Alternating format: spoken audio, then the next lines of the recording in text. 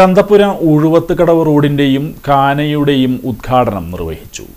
മുഖ്യമന്ത്രിയുടെ 1000 കോടി പദ്ധതിയിൽ നിന്നും മുൻ എംഎൽഎ വി.ആർ. സുനിൽകുമാർ അനുവദിച്ച 25 ലക്ഷം രൂപയും ഉപയോഗിച്ച് പണി കഴിച്ച ചന്തപ്പുര ഉഴുവത്തുകടവ് റോഡിന്റെയും കാനയുടെയും ഉദ്ഘാടനം നഗരസഭ വൈസ് ചെയർപേഴ്സൺ സുമിത നിസാഫിന്റെ അധ്യക്ഷതയിൽ ചെയർപേഴ്സൺ ഹണി പീതാംബരൻ നിർവഹിച്ചു.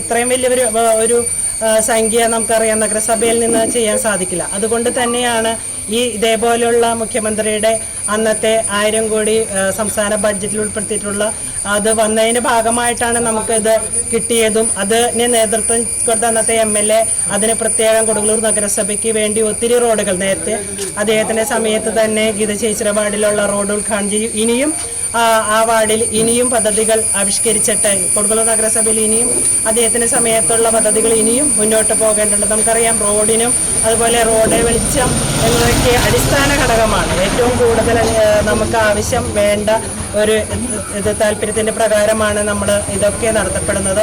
തീർച്ചയായിട്ടും വളരെയധികം സന്തോഷമുണ്ട്. ഇതിന് ഏറ്റവും കൂടുതൽ താല്പര്യമെടുത്തുകൊണ്ട് കഴിഞ്ഞ ഭരണസമിതിയാണ് ഇത്രയും താല്പര്യമെടുത്തുകൊണ്ട് ഇത് ഒക്കെ നടത്തപ്പെട്ടിട്ടുള്ളത്. വാർഡ് കൗൺസിലർ ശ്രീദേവി തിലകൻ സ്വാഗതം ആശംസിച്ചു.